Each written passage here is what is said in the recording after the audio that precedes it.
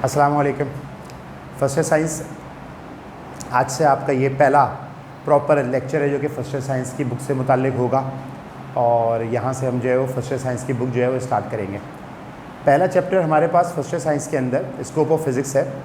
Book का इंतज़ाम इतना ज़रूरी नहीं है कि आप लोग अभी करेंगे उसके लिए परेशान हो। अगर बुक आपको अवेलेबल हो गई तो बहुत अच्छी बात है, और अगर बुक अवेलेबल नहीं है तो उसके लिए परेशान होने की बात नहीं है। अब आप जैसे कोचिंग विज़िट करेंगे, आज के दिन में आपको जो दिन दिया हुआ था तो आप को स्टार्टिंग के चैप्टर के नोट्स मिल जाएंगे। ये चैप्टर जो हम डिस्कस कर रहे हैं स्कोप ऑफ फिज़िक्स, इसके कोई भी थ्योरेटिकल नोट्स नहीं होंगे।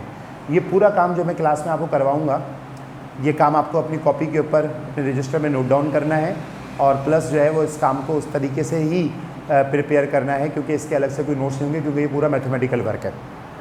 बुक आपको जब भी अवेलेबल हो आपकी आसानी के मुताबिक, मैं अभी तकरीबन बल्कि गुज़श्ता के बजाय आने वाले कमिंग 1 महीने तक या 2 महीने तक ऐसा कोई काम नहीं करूँगा जिससे आप बुक की वजह से परेशान हो और आप ये बोलेंगे हमको बुक जो है फिर इसकी परचेज़ करनी है।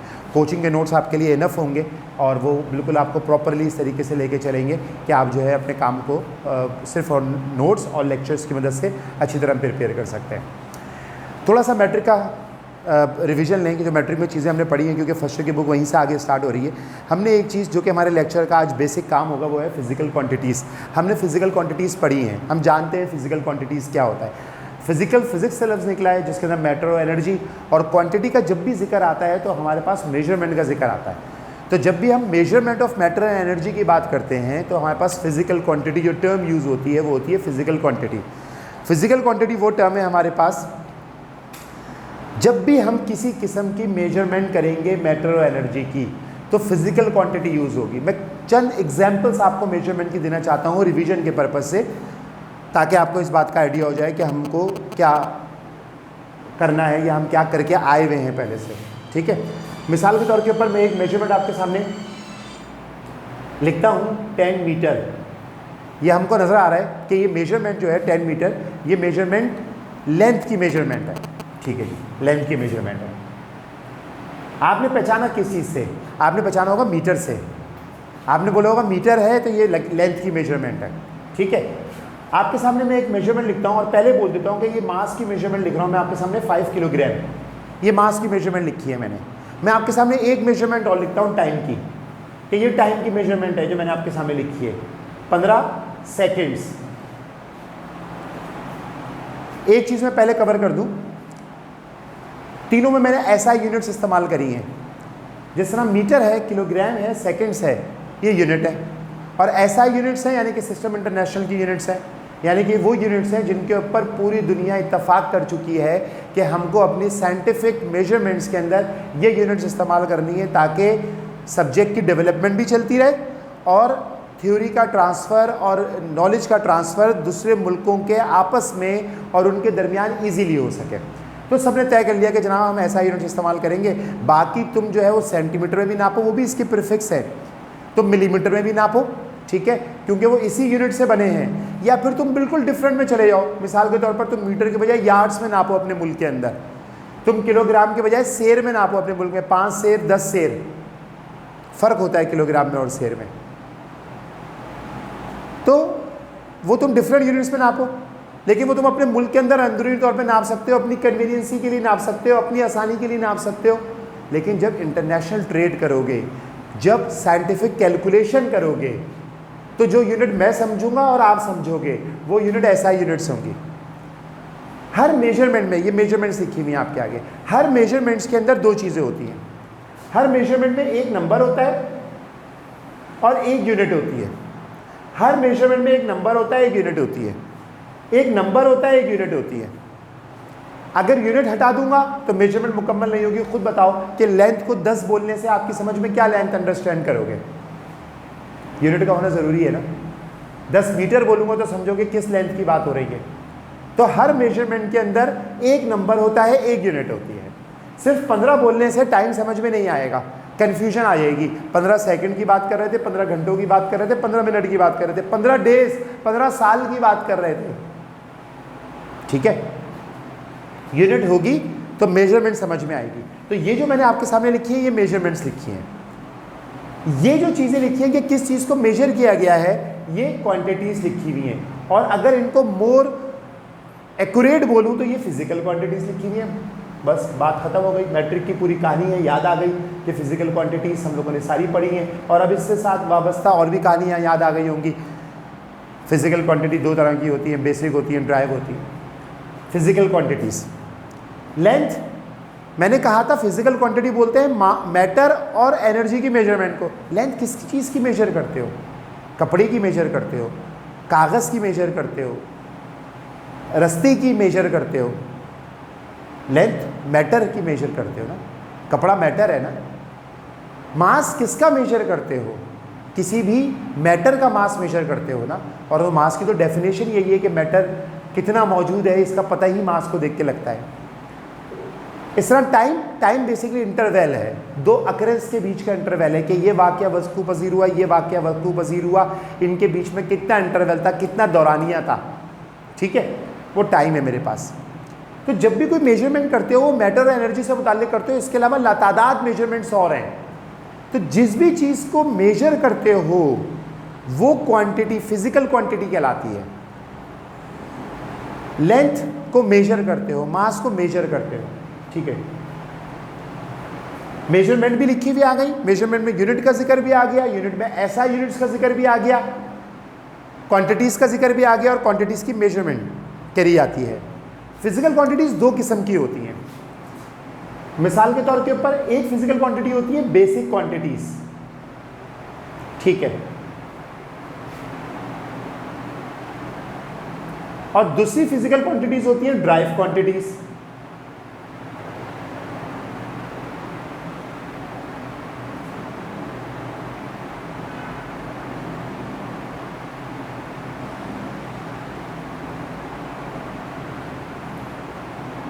ठीक है, बेसिक क्वांटिटीज वो हैं जो हम लोग बहुत पहले से समझते थे। बहुत पहले से, कब से? Before the development of physics as a systematic knowledge. जब फिजिक्स कोई नहीं जानता था, जब फिजिक्स एक इल्म के तौर पे हमारे सामने नहीं आई थी, इंसान का जो एवोल्यूशन हुआ है उसके पीरियड के आगाज़ की बात कर लेते हैं। एजेस आई है ना, मतलब एक बिल्कुल फिजिक्स से हट के बात करते हैं। बड़ी एजेस हैं, आप लोगों ने सुना होगा कि जनाब ये स्टोन एज थी, ये मेटल स्टेज थी, ये एग्रीकल्चर स्टेज थी। इंसान का जब एवोल्यूशन हुआ और इंसान की तरक्की आज आपको जिस जगह नज़र आ रही है और जिस तरह नज़र आ रही है, पहले दिन से तो ऐसी नहीं थी। हज़रत आदम अलैहिस्सलाम से इंसान तो हर चीज़ से बेनियाज था, खाने को पका के खाने से और लिबास से और शिकार के तरीक़ों से और सोने की जो आरामदेह जगह हैं उनको तैयार करने से इंसान तो इन सब से बेनियाज था। इंसान को तो सिर्फ़ और सिर्फ जो है वो जो ज़मीन पे उतारा गया था, तो उसके बाद एक एवोल्यूशन पीरियड अल्लाह ताला ने एक वक्त के साथ साथ जो है वो इंसान को ये अकल दी, समझ दी, शऊर दिया कि उसने जो है वो अपने लिए चीज़ों का इंतज़ाम किया। तो जब फिज़िक्स कोई नहीं जानता था, जब भी लोग कुछ चीज़ों के बारे में समझते थे, मिसाल के तौर के ऊपर इसके लिए आपके लिए भी यह मिसाल है, वैसे तो आप लोग माशाल्लाह बहुत कुछ जानते हैं, लेकिन एक आदमी जिसने फ़िज़िक्स नहीं पढ़ी हुई उसके हाथ में भी मैं दो चीज़ें दूंगा और उससे बोलूँगा बताओ किसका मास ज़्यादा है, वो मास का मतलब नहीं समझ पाएगा, वो वज़न बोल देंगे आप उसको, वेट बोल देंगे आप उसको, जो कि सही लफ्ज़ नहीं है मास का, लेकिन यानी कि उसका सही नेमुल बदल नहीं है। मास में और वेट में फ़र्क होता है, लेकिन एक कॉमन आदमी के लिए बात कर रहे हैं। हम भी बिल्कुल अभी जब पढ़ना शुरू करते हैं तो तरीक़ेकार यही होता है हर इल्म को सीखने का कि हम लोग हमेशा अननोन से नोन की तरफ जाते हैं, यानी हम बात स्टार्ट करते हैं उस चीज़ से जो हम नहीं जानते थे, ठीक है ना, और फिर हम जो है वो आहिस्ता आहिस्ता सफ़र करके जो है वो उन चीज़ों की तरफ पहुँचते हैं। जब हम बात करेंगे इस चीज़ की तो ये दोनों में से मैं जिसको भी उठाऊं तो मुझे खुद पता है कि भाई ये भारी है, ये हल्का है, यानी कि मुझे मास नहीं मालूम, मुझे किलोग्राम नहीं मालूम, मुझे मास की एक्चुअल डेफिनेशन नहीं मालूम। मैं एक कॉमन मैन हूँ जो कि फ़िज़िक्स के मामले में बिल्कुल गया से आऊँ, ठीक है, लेकिन मुझे पता है कि मास क्या होता है, भाई ये भारी है, ये हल्का है, ठीक है, मुझे पता है। इसी तरीके से वक्त, टाइम, मुझे फिजिकल क्वांटिटीज़ के बारे में नहीं पता, मुझे टाइम की यूनिट का नहीं पता, मुझे ये भी नहीं पता कि 1 मिनट में 60 सेकंड होते हैं। मैं एक ज़माने कदीम का इंसान हूँ, लेकिन मुझे ये पता है कि वक्त गुज़रता है, मुझे ये पता है कि जनाब ये बादल आ रहे हैं, ये मौसम तब्दील होना शुरू हो गया है, मुझे मालूम है कि अभी अंधेरा चाह जाएगा, मुझे उससे पहले पहले अपने महफूज ठिकाने पहुंचना है। यानी कि मुझे सुबह का, शाम का कॉन्सेप्ट है, मुझे सर्दियों का, गर्मियों का कॉन्सेप्ट है।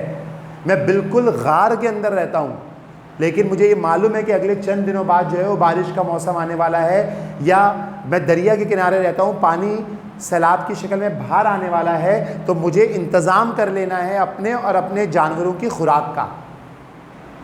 मुझे मिनट सेकंड नहीं मालूम, तो टाइम का कॉन्सेप्ट है ना, तो फिज़िक्स नहीं मालूम, लेकिन मास हो गई, लेंथ हो गई, टाइम हो गई, इसका कॉन्सेप्ट हर आदमी को, किसी भी इलिटरेट फिजिक्स के मामले को आदमी को खड़ा कर दो और बोलो भाई ये 2 चीज़ें, किसकी लेंथ ज़्यादा है, किसकी लेंथ कम है, ना उसको गज पता है, ना फुट पता है, ना मीटर पता है, ना किलोमीटर पता है, लेकिन बोलेगा यार ये लेंथ ज़्यादा है, ये लेंथ कम है। तो लेंथ का कॉन्सेप्ट हर एक को है। तो वो क्वांटिटीज़ जो कि इंसान फिज़िक्स को, केमिस्ट्री को या साइंसी उलूम को जाने बगैर जाने, वो बेसिक क्वांटिटीज़ हैं, ठीक है। और वो क्वांटिटीज़ जो कि हमने बनाई हैं, तैयार की हैं अपनी आसानी के लिए, इस ज़माने जदीद में चीज़ों को नापने के लिए, वो ड्राइव क्वांटिटीज़ हैं। उनका नाम ही ड्राइव इसी वजह से है कि वो बेसिक से ड्राइव की गई हैं, वो बेसिक से उनको मिला के तैयार की गई हैं। जब ये ड्राइव है, ड्राइव का मतलब ही होता है अखज़ करना, माखूज़, किसी चीज़ से तैयार शुदा, ठीक है। बेसिक क्वांटिटीज़ 3 थी हमेशा से, ज़माने कदीम से, और हमारे सारे सिस्टम, मैट्रिक क्लास का याद दिलाऊं, MKS system, CGS system, FPS system, है ना। MKS का नाम थोड़ा सा मॉडिफाई करके SI सिस्टम बना दिया। 3 सिस्टम, तीनों क्वांटिटीज़ पे डिपेंड कर रहे थे सारे सिस्टम, लेंथ पे, मास पे, टाइम पे। फिर तकरीबन 1960s के अंदर, उसके आसपास बाकायदा जो International Union of Weights and Measures है, जो कि दुनिया के तमाम तरक्की याफ्ता मुल्कों ने, तरक्की याफ्ता मुल्क आप समझते हैं जो कि इस चीज़ से आज़ाद हो चुके हैं कि हमारे लोग क्या खाएंगे, क्या काम करेंगे, उनकी सेहत का क्या होगा, उनकी तालीम का क्या होगा, वो तरक्की याफ्ता मुल्क हैं, डेवलप कंट्रीज़ हैं। कुछ मुल्क ऐसे हैं जो कि अभी तक इसी चक्करों में पड़े हुए हैं कि भाई हमारे इतनी आबादी के पास घर नहीं है, हमारी इतनी आबादी के पास खुराक नहीं है, इतनी आबादी के पास स्कूल की या तालीम की सहूलत नहीं है, इतनी आबादी के पास सेहत की सहूलत नहीं है। उस तरह के मुल्कों को आप जो है वो तरक्की पजीर मुल्क बोलते हैं, ठीक है। कुछ उसमें भी बहुत नीचे चले आते हैं, उनको आप जो है वो गरीब ममालिक बोलते हैं। मिसाल के तौर पर अफ्रीका के ममालिक, जहाँ पे अभी कहत पड़ा हुआ है बहुत सी जगहों के ऊपर, हम इस बात को नोटिस भी नहीं करते क्योंकि हमारी जो रोज़मर्रा की ज़िंदगी है वो थोड़ी सी जो है वो अफसरदा हो जाएगी शायद, तो हम उस बात को ज़िक्र भी नहीं करते। लेकिन वो साल के 365 दिन उनको खुराक के मसले रहते हैं। कुछ जंग ज़दा ममालिक हैं जैसे यमन हो गया आजकल के ज़माने में, जहाँ पे खुराक के बेइंतहा मसले हैं। शाम हो गया आजकल के ज़माने में, जहाँ पे खुराक के बेइंतहा मसले हैं। तो वो ममालिक अभी तो प्रोग्रेसिव कंट्रीज़ या तरक्की पजीर कंट्रीज़ में भी नहीं आएंगे, तरक्की पजीर ममालिक में भी नहीं आएंगे, वो तो तबाहशुदा ममालिक के अंदर आएंगे, गरीब ममालिक में आएंगे, जहाँ के लोगों के पास कोई भी सहूलत नहीं है किसी किस्म की। हम तो इस बात के ऊपर वो करते हैं ना कि हमारे पास दिन में 1 घंटे लाइट नहीं आई और हमारे पास 3 दिन में 1 बार पानी नहीं आया, तो वहाँ पे जब होता है कि हमारे पास तो 3 साल से हमने पानी जो है वो गंदा ही पिया है, या 3 साल से पानी हम जाके कहीं और से जमा करते हैं, आने का तो पाइपलाइंस ही नहीं है, सब तबाह हो चुका है। अच्छा जी, अल्लाह ताला बेहतर करे इस मामले को। तो वो ममालिक जो इन सब चीज़ों से आज़ाद हो गए हैं, यानी कि तरक्की याफ्ता ममालिक हैं, उन्होंने बैठ के ये सोचा कि जनाब पूरी दुनिया को एक प्लेटफॉर्म पे जमा किया जाए यूनिट्स या मेजरमेंट्स के हवाले से, क्योंकि बड़ा मुश्किल हो जाता है सामान की ख़रीदो फ़रोख्त के अंदर, तिजारत के अंदर बड़ा मुश्किल हो जाता है इसकी तहकीक से फ़ायदा उठाना, ठीक है।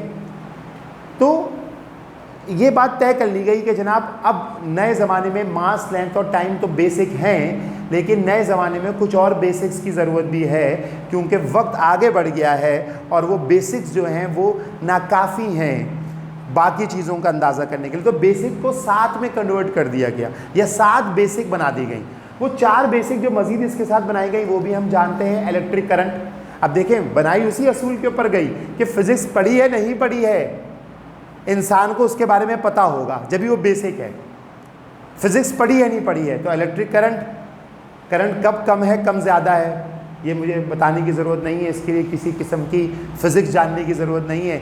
बस मैं तो बोलता हूँ कि 2 तार हाथ में पकड़ो, पता लग जाएगा किस तार में करंट कम है और किस तार में करंट ज़्यादा है।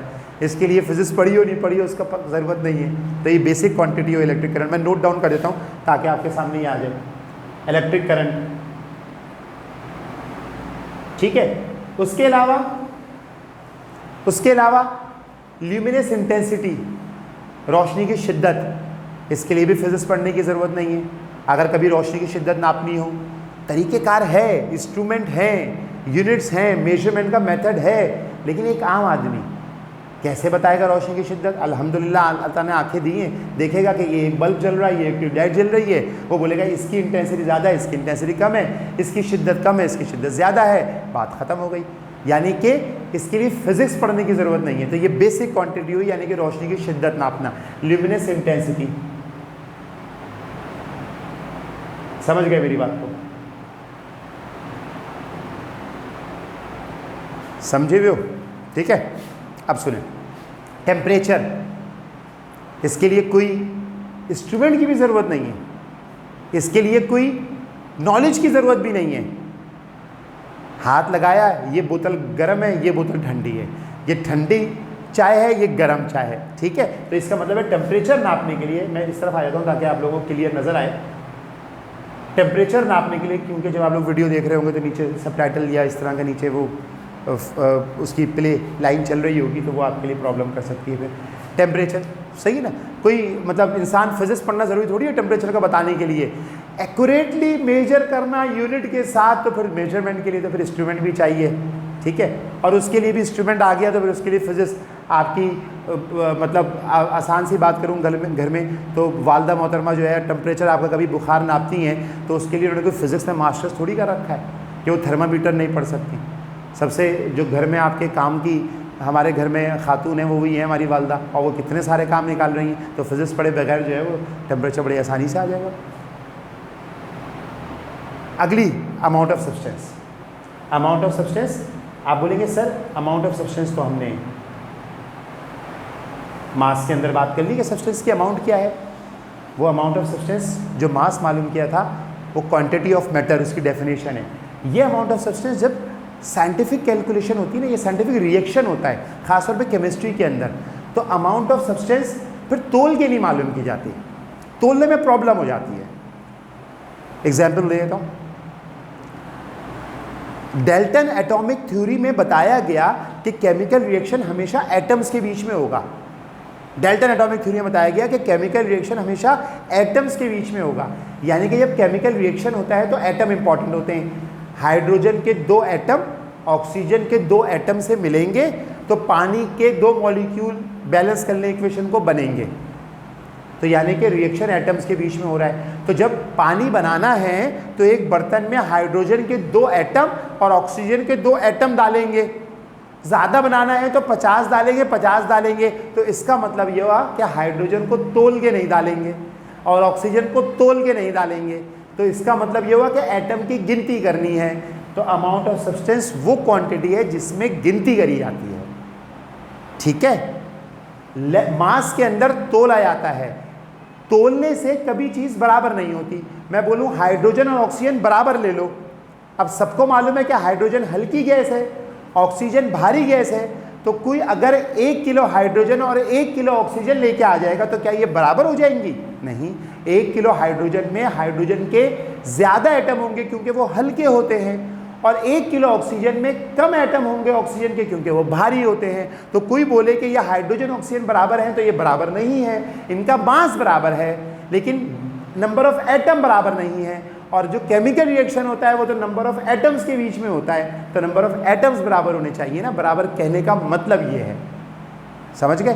तो इसका मतलब एक ऐसी क्वांटिटी चाहिए थी जो कि एटमों की तादाद को नापे। तो जब अमाउंट ऑफ सब्सटेंस नापते हैं तो इसका मतलब होता है कि मैंने अमाउंट ऑफ सब्सटेंस, मोल इसकी यूनिट है, ये क्वांटिटीज़ लिखी है मैंने आपके सामने। जैसे ये क्वांटिटी है, ये यूनिट है, ये क्वांटिटी है, ये यूनिट है। तो इसी तरीके से अमाउंट ऑफ सब्सटेंस क्वांटिटी है, इसकी यूनिट जो है वो मोल है। तो जब हम मोल नापते हैं तो हाइड्रोजन का एक मोल निकाला तो इसका मतलब है 6 पॉइंट, सबको मालूम है 6.02 एक्सपोनेंट 23 एटम्स की बात हो रही है, सही है ना। और अगर गैसेस को मॉलिक्यूल फॉर्म में लेंगे तो मॉलिक्यूल्स की बात हो रही है। और अगर कार्बन का एक मोल निकाला तो कार्बन के 6.02 एक्सपोनेंट 23 एटम्स की बात हो रही है। तो एग्जाम्पल दे देता हूं क्योंकि बात इसके साथ ही कवर हो जाएगी। मिसाल के तौर के ऊपर हाइड्रोजन का एक मोल, हाइड्रोजन का एक मोल 6.02 एक्सपोनेंट 23 ग्राम्स के ऊपर है, एटम्स के ऊपर है। और कार्बन का एक मोल 6.02 एक्सपोनेंट 23 एटम्स के ऊपर है। ये कार्बन का एक मोल है, ये हाइड्रोजन का एक मोल है, एटॉमिक हाइड्रोजन की बात कर रहा हूं। इसका जो मास होगा इतने एटम्स का वो होगा 1 ग्राम, और इतने एटम्स का जो मास होगा वो 12 ग्राम। अब आप देखिए मास के लिहाज से देखें कितना फर्क आ रहा है, कहने को दोनों बराबर हैं, इसीलिए मास के बजाय अमाउंट ऑफ सब्सटेंस की ज़रूरत पड़ी। तो हमने यहाँ पे जो बात डिस्कस करी फिजिकल क्वांटिटीज़, रिव्यू दे रहा हूँ। Physical quantities, measurement of matter energy. Physical quantities दो तरह की होती हैं, basic quantities, drive quantities. Basic quantities तादाद में 7 हैं, 7 के नाम लिखे हुए हैं, उनकी ज़रूरत क्यों थी, उनको पहले कितनी थी या हम कितनी समझते थे। International Union of Weight and Measures ने पूरी दुनिया में मुत्तफ़क़ा फ़ैसला करके उनको 7 कर दिया गया। ये सिस्टम इंटरनेशनल कहलाता है, यानी कि पूरी दुनिया में चलने वाला सिस्टम। 7 बेसिक क्वांटिटीज़ हैं। ये वो क्वांटिटीज़ होती हैं जिनको नापने के लिए जो किसी से मिलके नहीं बनती, किसी और क्वांटिटी से मिलके नहीं बनती। ड्राइव क्वांटिटी किसी और क्वांटिटी से मिलके बनती हैं। ड्राइव क्वांटिटीज़ तादाद में बहुत सारी हैं। और बेसिक क्वांटिटीज़ इनको नापने के लिए इंसान का फिजिक्स या केमिस्ट्री का माहिर होना या किसी खास इंस्ट्रूमेंट का उसके पास होना ज़रूरी नहीं है, ठीक है। जितना काम बोर्ड पे हुआ है, जो रजिस्टर का पेज है आपके पास, शुरू के 2 पेज छोड़ दिए थे, भरवाऊंगा मैं आपसे वो। 3rd पेज जो था वो उसके ऊपर आपने एग्जाम का पैटर्न या बुक की डिस्ट्रीब्यूशन उतारी, इस तरह से 4th पेज के ऊपर भी काम उतारा। नेक्स्ट पेज के ऊपर बिस्मिल्लाहिर्रहमानिर्रहीम लिख के अपना काम स्टार्ट करना शुरू कर दें। जो काम मैंने बोर्ड के ऊपर लिखा है इसको अपने मुताबिक अरेंज करके फिजिकल क्वांटिटीज़ वो क्या होती हैं अपने हिसाब से डेफिनेशन। मैंने आपसे बोला कि इस चैप्टर के नोट्स नहीं होंगे, जो आपने समझा है उसको अपनी इंग्लिश के अंदर प्रॉपर तरीके से वो साइंटिफिक वर्ड्स जो मैंने आपको समझाए उसके मुताबिक लिखें, उन साइंटिफिक वर्ड्स के मुताबिक लिखें। बेसिक क्वांटिटीज़, ड्राइव क्वांटिटीज़, उसके बाद लिखें बेसिक क्वांटिटीज़ 7 होती हैं, उनकी एग्जांपल्स लिखें। जैसे मैंने 3 की एग्जांपल दी, कुछ और की एग्जांपल दी, उनको प्रॉपर्ली 7 कर लें। ड्राइव क्वांटिटीज़ तादाद में बेशुमार होती हैं, बेशुमार होती हैं। और मैं जो नेक्स्ट लेक्चर हमारा स्टार्ट होगा वो ड्राइव क्वांटिटीज़ से ही स्टार्ट होगा, ठीक है। तो यहाँ पे ये लेक्चर हमारे पास पूरा हो गया और अब हम जो नेक्स्ट है वो ड्राइव क्वांटिटीज़ से और उससे काम से आगे स्टार्ट करेंगे, ठीक है। अल्लाह हाफ़िज़।